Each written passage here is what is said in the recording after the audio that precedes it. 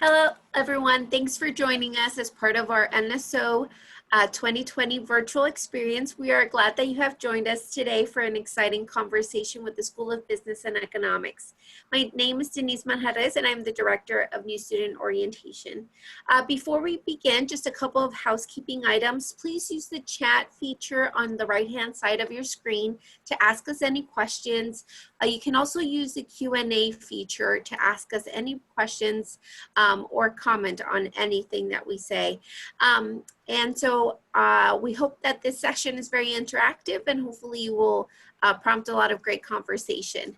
Now I would like to introduce to you the Dean for the School of Business and the Dean for the College of Arts and Humanities and Social Science, Dr. Miller. Thanks, Denise. I want to welcome our newest Fighting Scots to this new student orientation. With us, we have three of our fantastic faculty from the School of Business. We have Dr. Mike Engdahl, who's the chair of the Department of Business and Economics. Dr. Kosin Wong, who teaches economics, has been the chair of the department and does a great job advising students and working with our economics majors and majors all across the department. And Dr. Doug Battleson, who heads our new concentration in intelligent enterprise, which is an exciting concentration I know that he'll want to tell you more about. School of Business has been around for over 40 years at Edinboro University, and we as a department, and we offer programs in accounting, economics, finance, marketing, general business or management, personal financial planning, and intelligent enterprise. And in our programs, we have accreditation from ACBSP, which is the top accreditation in business education. And so we're really proud of that. And I want to now take some time to allow each of our faculty members to introduce themselves. So I'm going to start with Dr. Engdahl, who's the chair of the department. Thank you, Scott. Denise, is there some way you can turn my video on? I know from my end it's saying that it is on. I don't know why it went down.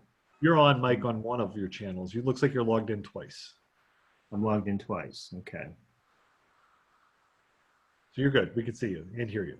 You guys can see me. I went blank looking at me. So, okay. My name is Dr. Engel. I am the chair of the Department of Business and Economics. By trade, I'm an attorney and I'm a certified financial planner. Been with Edinboro, I think I'm going into my 17th year. I teach personal financial planning courses and business law. And looking forward to seeing you all on campus when you join us in August. Okay, great. Thank you. Thank you, Dr. Engdahl. And now I'm going to turn to Dr. Kosin Wong, one of our great economics faculty, to introduce himself and his program. Hi, everyone. I'm Dr. Kosin Wong. You can call me Dr. Kosin. I'm an economics professor, as Dr. Miller introduced. I will teach economic classes and looking forward to see you guys in my class. Great. And Dr. Doug Battleson. Yep. No, good afternoon, everyone. Welcome. And so I design and teach a new concentration called the Intelligent Enterprise. And that is simply the handshake between computer science and the College of Business. And we'll talk more about that here in a few minutes. And also by way of introduction, I am a Edinboro University alumni who graduated 32 years ago. And I'm happy to be back here in Edinboro and working with the student body. Thank you. Great, thank you. So, clearly Dr. Battleson is our IT guy since he's wearing the headphones and the microphone. And he also graduated from Edinboro when he was 12 years old. So I'd like to turn to some common questions that we might have, and I would encourage all of you to, if you've got any questions, put them in the chat box and we will try to address them. I have some here that are some common questions that we get and based on the feedback we've had from your fellow students. And the first one I'd like each of our panelists to address is to discuss your journey to major selection. What did you enjoy most about the discipline that you're currently in that you teach? And what did you enjoy most? What do you enjoy most about teaching, advising, working with students? And I'd like you to weave into that a little bit about the individual programs that you are teaching, because that would be probably part of what makes you excited about that program. So I'm going to mix it up a little bit. I'm going to start with Dr. Battleson on this one. Thank you. So I have an undergraduate degree in computer science and a minor in mathematics from Edinboro University from the late 80s. And from there, I went into the military for 6 years through the Edinboro University ROTC program, which was also a wonderful experience. Spent 6 years in the military as a armor officer, and then got out and went through a 2-year full-time MBA program. So again, I get back to this handshake between computer science and business. From there, I went into industry for about 20 years. Worked for John Deere and Company in sales and marketing, and then eventually SAP, which is the German software company, but it's also the #1 software company for business applications. So you know Microsoft as the #1 software company for consumers. SAP, you may not know of, is the #1 company in the world for business software. And so that's what I did for 16 years as a SAP applications consultant and project manager, where I basically traveled for 16 years helping customers like Delta Airlines, like Nestle in Glendale, California, and others implement this technology. So again, it's this bridge between computer science technology and solving business problems. And along the way, as if I wasn't busy enough, I decided to get my doctorate in business and found my way into higher education at the request of a particular university. So I design and teach what you would consider current cutting edge technology and curriculum to help move you, the student, into good paying and intellectually challenging careers around what we call now the intelligent enterprise. So to answer Dr. Miller's question, what motivates me? It motivates me to be at Edinboro University because of this great student body. The students are very, very good. I mean, they're in class to learn and engage the professors, and they're looking for a career. They're looking for a transformational experience at Edinboro University. And that's what I'm here to do. I'm here to help you transform or transition from maybe high school, or maybe from a traditional or non-traditional student, someone that may be working, but move them into a career that they can be passionate about as well. So what motivates me to be at Edinboro University is the culture, it's the student body first and foremost, and it's moving that student body into industry via my industry network. So Dr. Miller, is that okay for now? That works. That Thank works. you, sir. Thank you so much. Dr. Steele. Hi. I have a bachelor degree in economics from Chulalongkorn University in Thailand. After that, I came all the way to the US, to the University of Illinois at Urbana-Champaign to work on my master's degree in policy economics. At that point, I really like economics and think I want to further my study in economics. So then I pursued my doctorate degree in economics from Oregon State University. And then I came here. This is my 12th year at Edinboro, and I love every minute that I stay here. What I like the most about Edinboro is our environment and the bond between faculty and students. For example, I had a student who graduated about like 6 or 7 years ago in economics, and right now he is thinking about pursuing a doctorate degree in economics, and he contacted me for the advice about applying for the graduate program. This is something I really like about it, the way that we all connected, even if the, even after students graduate for many years. One thing I want to highlight about the economics program at Edinboro University is that we, according to the structure of our program, it allows, this is one of the benefits that you're not going to see many, especially in this area, including Erie and surrounding areas. The structure of our program allows our students to pursue a dual major, meaning that you can graduate with 2 majors instead of 1 in 4 years time frame. So if you have a good planning, you could either graduate with a bachelor degree in economics and accounting, or bachelor degree in economics and business administration. And from what I heard from the students who, who done that option, who finished the dual major. Most of them told me they really like the result of it. First of all, it opens up a lot of options for them in the job market. Not only that, most employers would view them as a strong candidate comparing to other students with only one major.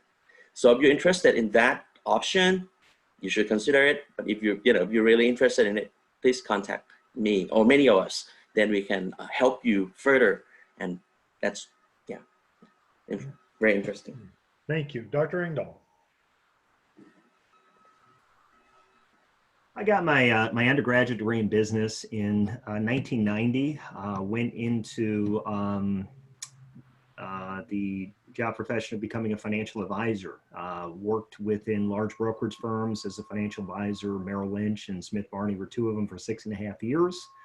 And then I went out on my own and started my own firm, started teaching part-time, went to law school, got a master's degree in personal financial planning, started teaching at Edinboro in 2003. So since that time, I've been the head of our personal financial planning program. What's special about this program is that our students are eligible to sit for the certified financial planner exam upon graduation, which is a big deal to employers in personal financial planning. What a personal financial planner does on a daily basis is provide advice to clients on retirement planning, on investing, estate planning, which is making sure what you own passes to the people that you want, making sure that your client has the right amount and type of insurance, those sorts of things. So program since I've been here has grown. Our students go to a couple of conferences each and every year, go to certain career days, have not, as long as the student is doing well in classes, doing internships, they typically do not have problems getting employed, especially if they're looking to doing the job search on a regional or national basis. But that's really been my passion for the past 17 years in that particular program. The nice thing again about Edinboro, and I think that Dr. Battleson has said this and Dr. Kosin has said this, is that with the students, with careful planning, if you are interested in more than one academic program, oftentimes you can do both. I mean, we had a student a year ago who graduated with a major in economics and a minor in personal financial planning. And that program is also registered with the CFP board. This student got employed in Pittsburgh as a financial planner for Merrill Lynch. Okay, so the nice thing about with careful planning with all of our programs, you can combine them together to make even more marketable. So hopefully that answers the question, Scott. Is that right? What I'm passionate about? It does. And I think I'm also passionate about that shirt. That is a very nice looking shirt. So I'm passionate about that as well. Yes. I appreciate that. I appreciate it. Yeah, you make a good point about the ability to leverage your time here. I mean, another thing we're proud of in the School of Business is that we now have a 4+1 program for our MBA program. That you can finish an MBA in any of our concentrations in 4 years. In fact, you could do it in 3.5 years if you sequence your courses properly. But to take the pressure off, it's a 4+1, which in reality means you're shaving a year off of your MBA, which is quite a bit of tuition and saves a lot of money and allows you to enter the job market with a competitive advantage of that degree. And that's particularly helpful in programs such as our accounting program, which requires 120 credits in order to sit for the CPA exam. You can be done with your 150 credits, sit for the CPA exam, but also have your MBA. So that's also a very, very important point. Another question I'd like the panel to address is these are all students that are coming in. They're starting at Edinboro this fall. So whether they're a new student or a transfer student, what are the general student expectations from the faculty? As far as prepping for class, before class, after class, what do they need to know? And what should the students expect from the faculty in return? So I think it's fair to ask, what should the students expect from the faculty, and what do the faculty expect from the students? I think that's a this question. So I'll start with Dr. Asiria Wong on that. Well, I think we all expect that you guys are going to be paying a lot of attention in the classroom. That's the most important thing, right? That way, not only that, you're going to learn better, but it's going to make the subject more interesting to you, right? If you think along, and that way you expand your knowledge. If you have any questions, you can ask right away. Your professors will provide the answer to you right away, and then that's an interesting thing, and you're going to feel very fun in the process. And after classroom, I think that another thing that you should be also thinking about is that if you have any questions, think about your professors. They have, well, we are going to have 5 hours of the office hours at Edinboro. So then we'll be there helping you. So if you have any questions about the materials or the homework assignments, please feel free to visit us. And that would be the time. A lot of times, I think a lot of students told me that they learn a lot more during that office hours because the fact that, we have a certain time that we can teach in the classroom. So we might be able to cover a certain number of examples. But if you have some questions or something that you're not sure about, we can elaborate a lot more during that office hours. You probably get a ton of examples and stuff like that that helps you to get to the subject better. So that would be the expectation that I have for our students. Thank you. Yeah, that's an important point. Office hours are important. And for those that are wondering, office hours are time that is set aside by the faculty to have their door open and available for student meetings. You can make an appointment during office hours, or you can just pop in, assuming there's no other appointments at that time. The faculty will meet with you. Many of our faculty are willing to meet outside of office hours. Those are just the hours that the faculty post on their course management site. We use D2L. And on their office door, so that that they're going to be there if you just want to stop by, or that if you email them for an appointment that they're available. And they're there for whether it's for advising, if it's your advisor, or for help with your classwork. That's what they're there for. Dr. Engdahl, I'll look to you next for what should the students expect from the faculty, and what do the faculty expect from the students? So what should the students expect from the faculty? What should the faculty expect from the students? I think what the students should expect from the faculty, is for the faculty to give them clear direction of what they need to be doing. I know, a lot of us who are professors, we've sat in the classroom for a long time. We have advanced degrees. We've taken a lot of classes. One of the things as a student that I always wanted from the professor is to know, what the expectations are of me as a student. And also what I need to do. Fortunately, in our department, we get very few complaints from students about not knowing what their expectations are from their professor or their instructor. So I would think that that's one of the, if I had to pick one thing, let's say when I was a student, that I would want from my instructor professor is to, give me clear communication of what I need to be doing to be successful in the class. In terms of what faculty expect from the students, as a professor, what I expect is their best effort, and, the thing that you guys want to think about, if, in 4 years, you're going to be applying for a job, or less than 4 years, actually. And what are you going to do to set yourself apart from your competitors? Well, one thing that's going to help to set you apart is how well you do in your classwork. And I just got through teaching a business law class that was taught online, and there in our online classes, we as professors, we can check user progress. We know how long that you guys are spending in your class. And when I was looking at the A's and the B's and the C's and the D's, and trying to see what the correlation was, there is a strong correlation between user progress. In other words, how much time you're spending on the course, and what your overall grades are.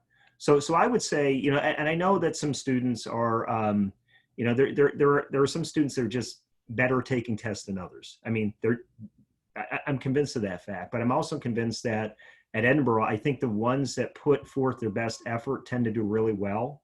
And even if innately you're a very smart person, if you don't put in your best efforts, you tend to do not as well as you could.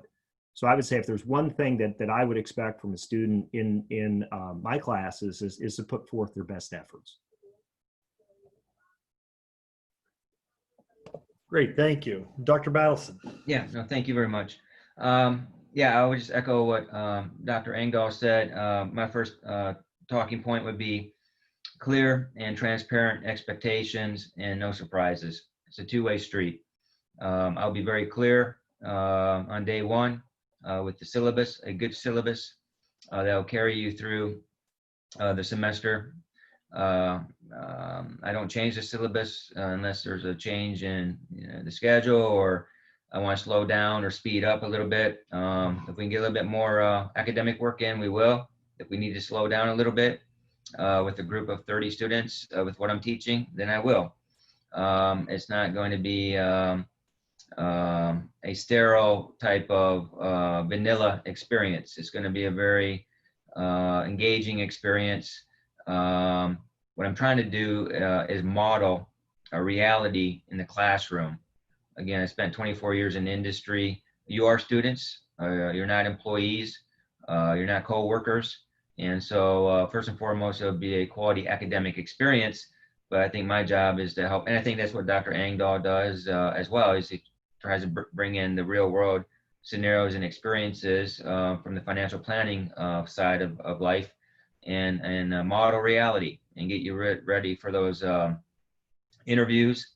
And so that takes me to my second talking point, which is you should have an open mind. My expectation is that you will have an open mind. And I'll have an open mind. I mean, I'll learn from you and your generation with your types of questions and queries, and you'll definitely be learning from me, but you have to have an open mind. You're entering into a new world, a new ecosystem, not only at the university level, but as far as an educational experience and getting ready for, again, a career or graduate school, as Dr. Kosin said. So you need to have an open mind. We all need to have an open mind. And but first and foremost, you are students and you're there to learn. And in order to learn, you're going to have to apply yourself. And again, why I'm at Edinboro University is because I think the students do an excellent job of showing up to Edinboro University with a desire to learn and go through a transformational experience and leave with a career or a job in hand. Just a couple other smaller talking points. You should try to demonstrate and practice your life skills, and whether it's socializing or networking. You know, we tell students, oh, you should go out and network, but then we never tell the students how to network, right? So that's one thing that you should expect from me, is to help me help you, again, prepare for these engagements, whether it's for interviews or networking events. And again, I know Edinboro University has a very highly well-respected career management center. So I'm not replacing the career management center. I'm simply augmenting it specifically to my domain, which is, again, the intelligent enterprise.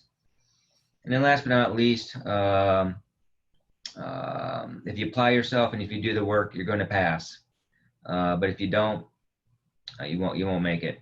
So it's going to be a very straightforward, clear set of expectations. The workload is manageable because I know you have life outside of the classroom, but we're going to meet the learning objectives.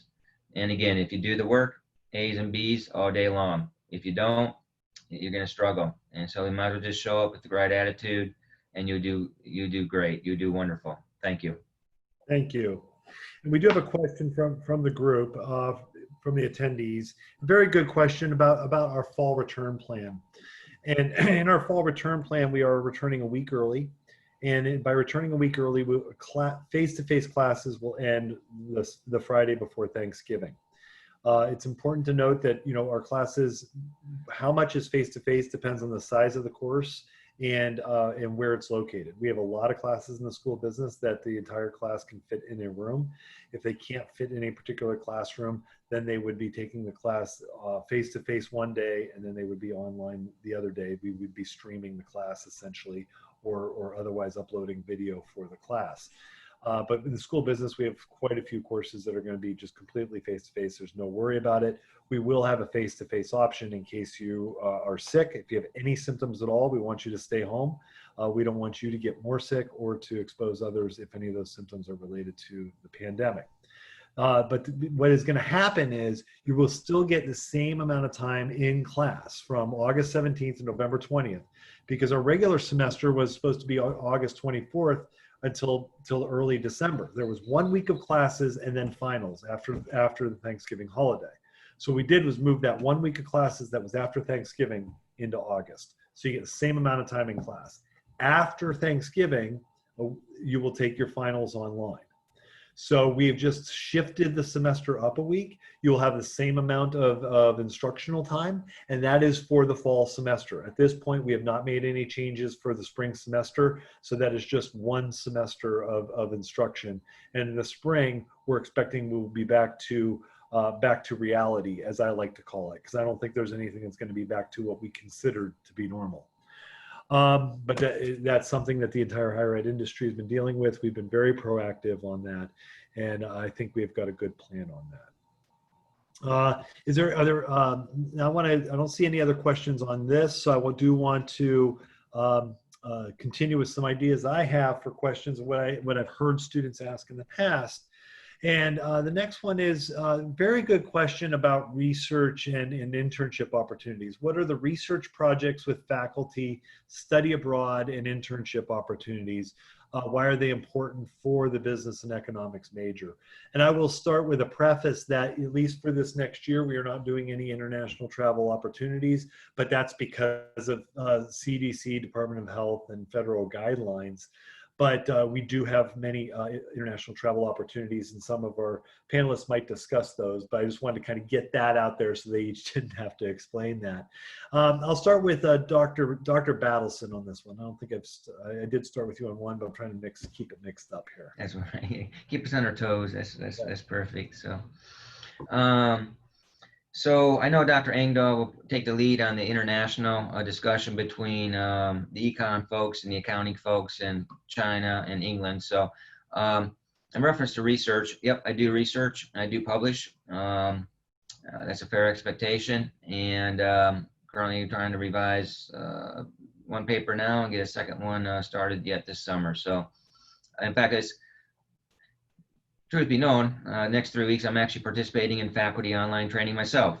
So no rest here as far as ramping up on the current technologies and bringing that back into the classroom. So I'm actually missing class right now, but you guys are my priority. So, but I say that to say this, one of the gentlemen that were just from SAP on the class they just introduced another SAP colleague to the faculty ecosystem, asking for research opportunities from the universities. So again, and in the past, at my other university, I had a number of graduate research assistants. So it's open to discussion. And I'm more prone to talk about the intelligent enterprise and get the students indoctrinated there. And then if they have an interest in research, we can talk about that for sure. Thank you.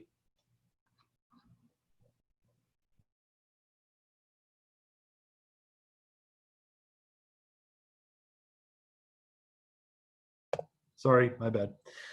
Dr. Wong, I know you've done a lot of research with students. You've had students present at the Celebration of Scholarship based on research projects that they've done in their classes. Can you talk a little bit more about that, about those opportunities in economics, maybe a little bit about the relationship with the Federal Reserve that Dr. Jingzi Zhang has? Sure. The students have plenty of opportunity to do joint research with faculty member. A number of students had worked with faculty members, and then they presented their research in a Celebration of Scholarship, which is an internal event that professors and students showcase their research on campus. We also have some of the students who compete in the poster competition where the Federal Reserve Bank of Cleveland hosted. And we have also one faculty member who's been actively engaged in that, Dr. Jiang as well. And some of the students who in the past worked with me and Dr. Morrison has gone to present their own research in a professional economic conference, such as Pennsylvania Economic Association Conference, which is considered very impressive for undergraduate students, presenting that research in the real economic profession. Because some of the economic conference has student sessions. So these are limited amount of students, selective, research that's been selected to present in this professional conference. So as I said, plenty of opportunity at Edinboro. Great, thank you. And Dr. Engdahl. I guess I'll tackle the internship question. First of all, in terms of internships, students will do internships for a number of reasons. One would be as a resume builder, and I think it does help to set the student apart when they're applying for a job if they've done 1, 2, or 3 internships. The other reason that they may do it is for obviously for the work experience. Sometimes doing an internship could lead to a full-time job offer upon graduation from the employer that offered the internship. Some internships are paid, some internships are not paid, some pay very well, some don't pay at all, some are somewhere in the middle. Also, students can do, potentially can do internships for academic credit. They can apply to do an internship for academic credit. Once they are no longer a sophomore, that would mean they've completed at least 60 credit hours. There are some grade point average requirements. So if the student's grade point average is too low, they may not be approved. Again, going back to my point before, putting in your best efforts. And if approved, they would come in as free electives. Most of our programs have a certain number of free electives that the students can take, which is basically gives them the flexibility to take a wide variety of courses. Not all of our students do internships for academic credit, which is one of the ways I like our structure. So if, for example, a student has filled up all the free electives, maybe because they've done a minor or dual major, or they transferred in a bunch of credits, they may not have a need for more free electives. So it may not make sense for them to pay for the credits if they don't have the need. That's fine. They can do the internship for many other reasons, just not academic credit. We always have in our department somebody who's serving as the internship director. I served for, I think, over 10 years. We have another faculty member, Dr. John Dexter, who's serving right now. So when you are thinking about doing an internship for credit, you can go to the internship director. The internship director could go through the pros and cons of doing it for credit or not doing it for credit. There are certain additional responsibilities a student would have if they're going to do it for credit. And in terms of finding the internships, there's several different ways of doing it. Dr. Battleson mentioned our Center for Career Development. They post on their website, our website, various internship opportunities. We're also contacted by various employers, oftentimes by way of email. We forward those to students. And sometimes students will find the internships on their own. But I do think internships are very important. And I would encourage all or almost all of our students to do internships. And like I said, when you get on campus, you will start seeing, in terms of emails coming through, internship opportunities. You will see on our webpage, various internships. And like I said, in our department, we will always have an internship director who's going to be the go-to person, especially if you're going to consider doing internships for academic credit. Great, thank you. Scott, Yeah, go ahead. Yeah, so I just piggyback off of that quickly. So, at the graduate level, at my last school where I taught this program, internship was required, and virtually all students could procure an internship. In reality, some could not, and we dealt with that. But the point is that I had a 95% placement rate for graduate internships for graduate students. Meaning that I basically had more internship opportunities some days than I had students. So I want to commit to the students and set expectations that I would definitely be working with industry to help bring internships and job placement opportunities to this curriculum as well. Thank you. Thank you. Yeah, our interns do very well. They're very well respected within the community, and that's why we have so many openings, is because the employers come to us and say, I'll take out all the students you can send me, because they're very impressed with the quality of student. And that's a testament to you as an incoming student of the quality of the applicants we're getting, and for you to be in that pool of accepted students is an honor. And, to expand on this a little bit, we do have a lot of international opportunities as well that you can do for credit or not for credit. Within the School of Business, we've had trips to China and to the London Stock Exchange.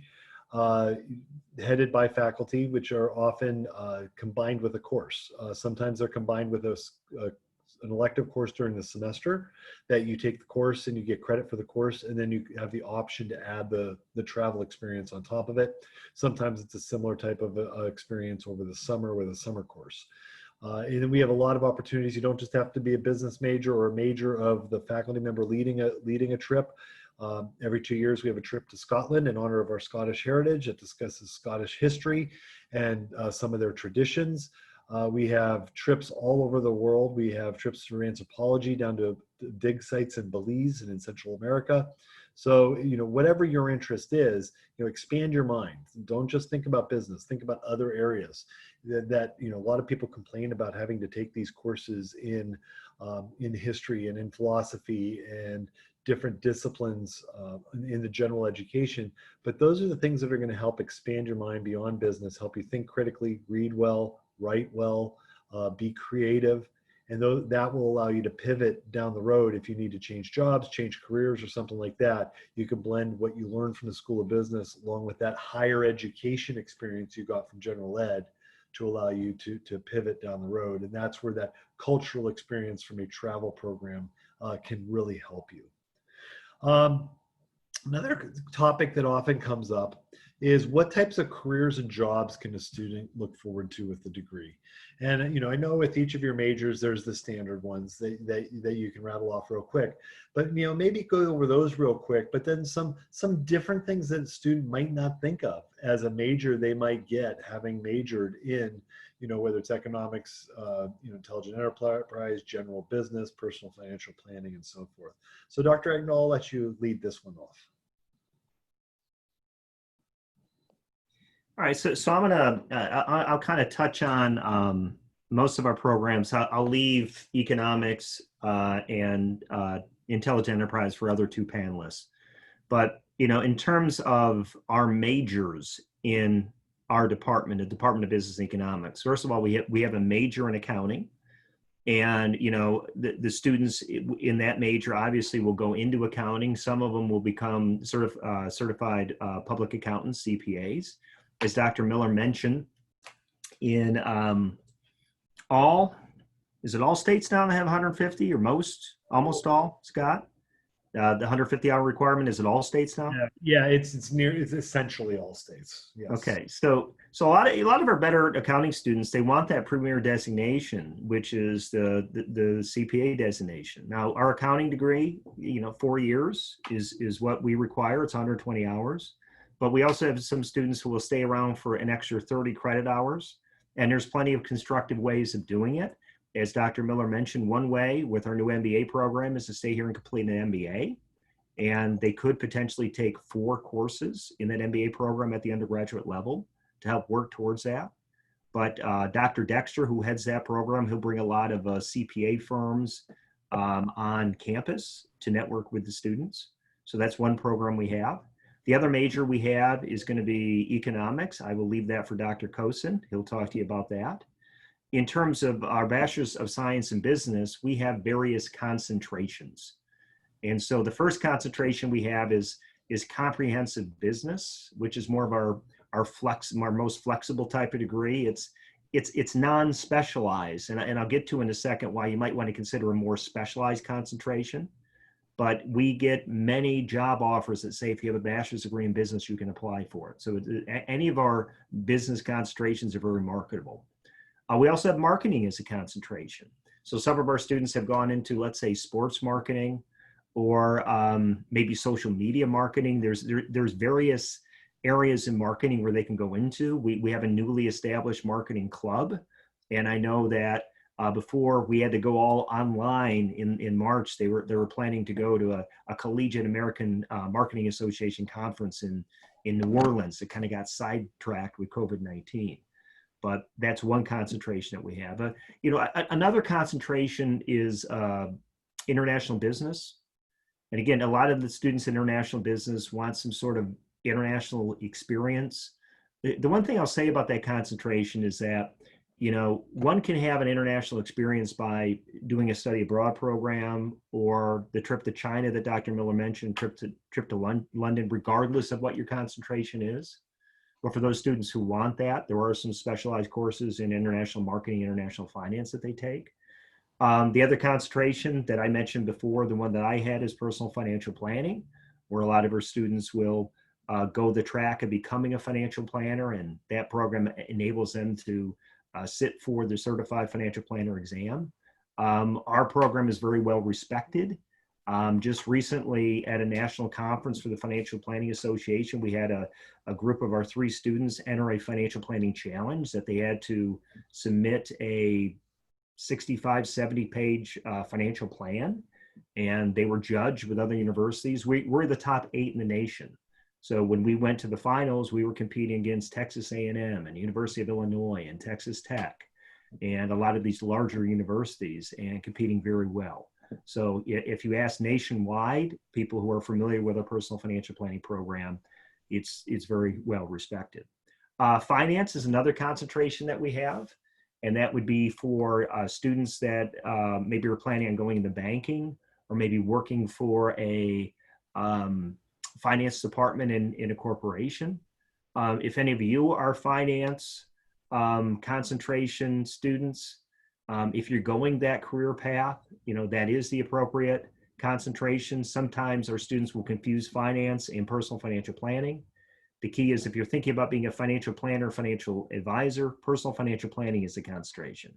If you want to work in the finance department of a corporation, then finance is more of the concentration. Okay, and then of course, the brand new concentration we have is the Intelligent Enterprise concentration, headed by Dr. Battleson. So with that, I'll kind of stop, my kind of brief summary of our various concentrations, and I want to leave economics for Dr. Kosin. I want to leave Intelligent Enterprise for Dr. Battleson. All right, thank you. Dr. Wong, how about you with economics? Yes. A lot going on. For economics, there are 3 career paths. You could be working with the government. Most government agencies and organizations require the use of economists as well as research analysts. That's the first path. The second path, which is very popular to our students, is working with private sector, such as banks, insurance companies, investment banks, and consulting firms, right? You could be an economist, research analyst, financial analyst, or business consultant at these companies. And then the last path, let's say that over the 4 years of economics degree here, if you have a strong passion in economics and would like to relay your knowledge of economics to others, you can pursue graduate degree in economics, either the master degree or doctorate degree, and become college professors. So those are the 3 career paths in economics. And another thing I would like to also, remind you guys about that dual degree option, right? Even for economics itself, you have 3 career paths that you can go. Think about adding another major to it. What are opportunities that are available to you? Great, thank you. Thank you. And Dr. Battleson, this is our newest concentration, Intelligent Enterprise. So there might be students online that hadn't even heard of it when they applied. So could you tell them a little more about that and the opportunities that it brings if they were to go in that direction? Yeah, no, thank you very much. So the brief overview of the Intelligent Enterprise would normally be referred to as Management Information Systems or Computer Information Systems, meaning it's taught in the School of Business with a flavor of computer science. This is a totally redesigned initiative to help business students apply computer science technologies and other methodologies like design thinking to solve business problems. And we're talking about solving business problems either at the operational level or at the strategic level. Again, it's the handshake between computer science, the creation of databases and software and networks and machine learning and artificial intelligence, and then the ecosystem of business, accounting, marketing, manufacturing. This handshake is what we're doing here in the Intelligent Enterprise. And the essence of the Intelligent Enterprise is that we have data, we're generating data with these emerging technologies, And so how can we best inform the enterprise to make the right decisions to stay competitive and drive efficiencies and effectiveness in the business. So my simple example, and then I'll move on, is if you go down to the McDonald's in Edinboro, you can order a cheeseburger and coffee 4 different ways. You can walk in and do it over the counter, or you can drive through. And we know this, and that's been around for many, many years. But what's now relatively new is you can walk in and you can type your order and pay for your order at basically a kiosk, a big touchscreen TV in the middle of the lobby. And or you can order your cheeseburger and cup of coffee on your iPhone, on your app, and then you can drive up to a designated parking space in the parking lot, and they will deliver you your meal. So again, it's because of these technologies that are providing businesses opportunities to change the way they do business, and that's called business processes. Okay, so that's just sort of like 101. You're going to learn about how businesses run using technologies. Current technologies, and then we're going to get into emerging technologies that will help drive innovation. Okay, so what's going to happen, or companies are going to want to hire you because you understand not only the business of accounting, finance, certified financial planning, marketing, operations. You're going to be able to run these business processes using current software and methodologies. But then on top of that, I'm going to take you into a world called the digital transformation, where we're going to get into emerging technologies, and you're going to be part of that tip of the spear to help innovate these new business processes, just like I said with the McDonald's example. So that's sort of a quick overview of the intelligent enterprise. It's a very high level overview. It's I have a project management class, I have a data analytics class. Again, if you have an interest and you see it on the website or the curriculum sheet and you want to get in touch with me, I'll give you a much better orientation. As far as job opportunities and careers, the typical role that you could Google or go out to monster.com and look for would be a business analyst, a systems analyst, a data analyst, an IT analyst, right? Many different names. But basically, again, you're at the intersection of, you're what they call the golden collar worker. We for years we've had the blue collar worker and the white collar worker.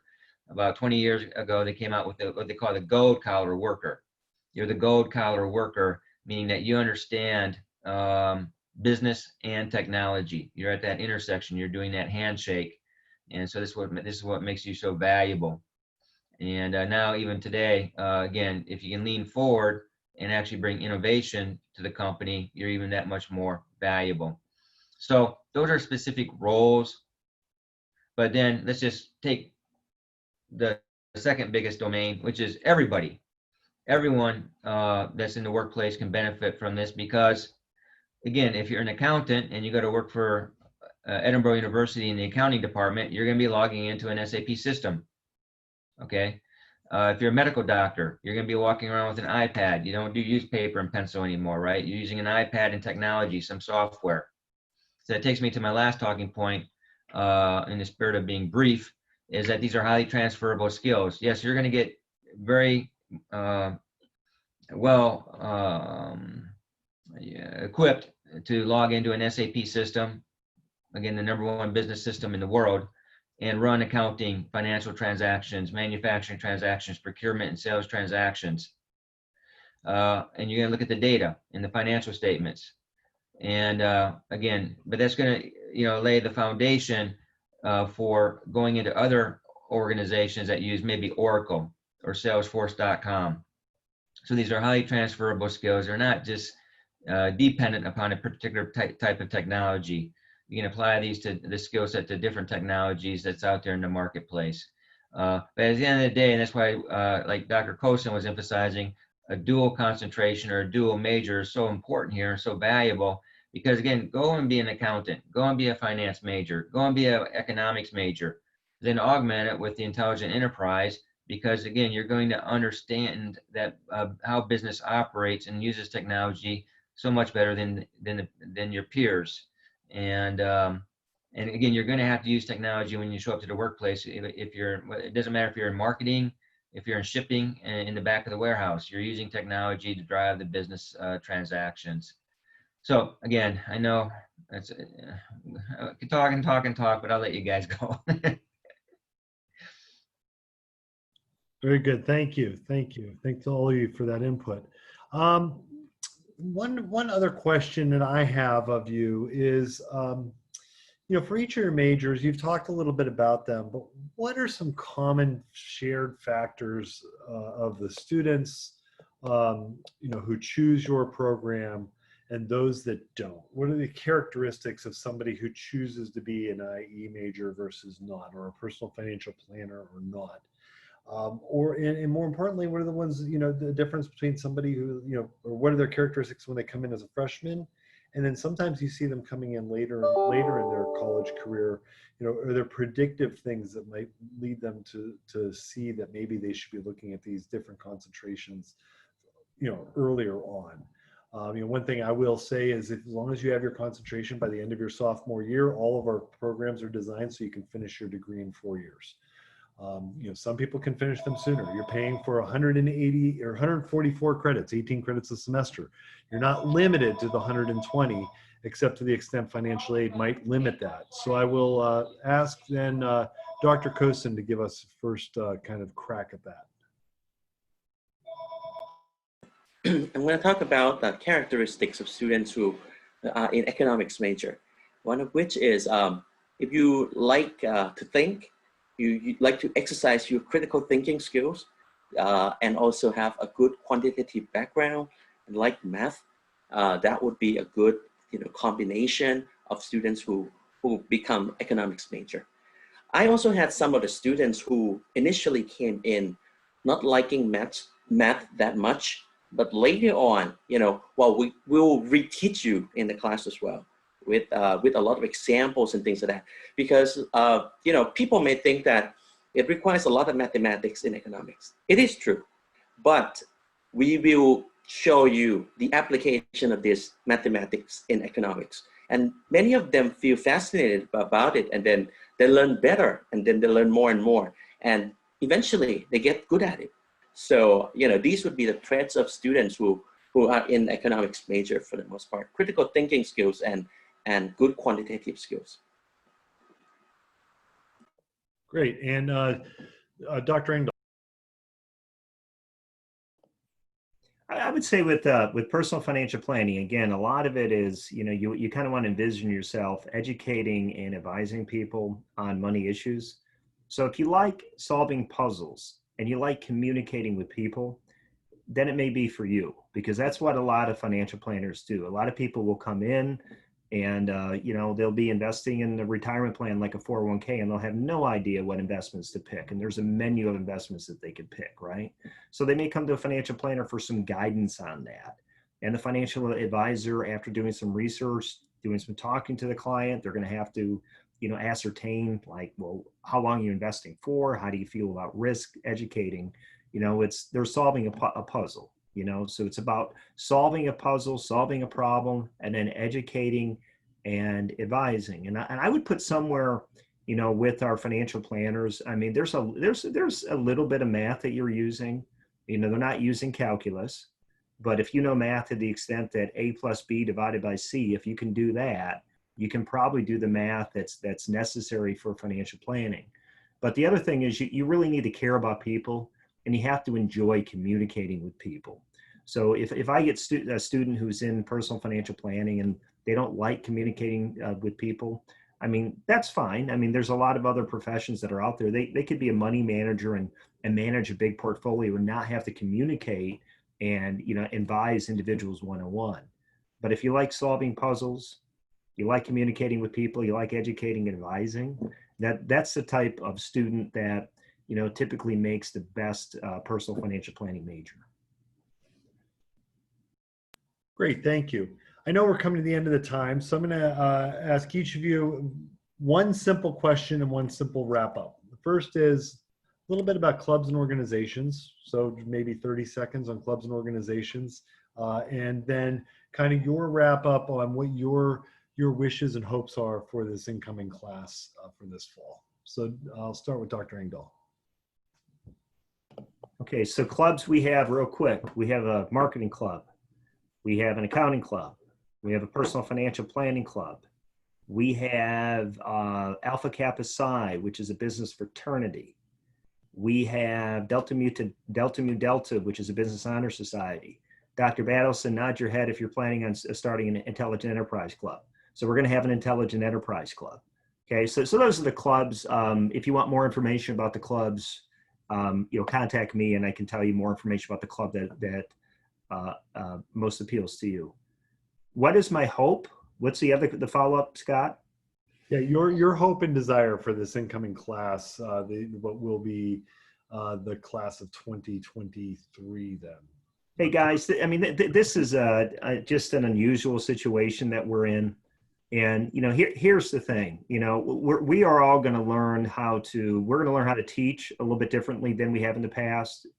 I think every course that you take, even if it's face-to-face, will be recorded on Zoom to give you that online option. You guys are going to be taking the courses more that way. And what my hope is that you guys as freshmen, by the time that you're seniors, because we are adapting to this new technology, you guys are going to be better students coming out of here than going in. And we're also going to be better at teaching. But the one thing that we're not going to do, especially as we're gravitating a little bit more towards you, leaning towards you taking classes on technology, we're not going to leave you out there on a cliff. All your professors are here to help you.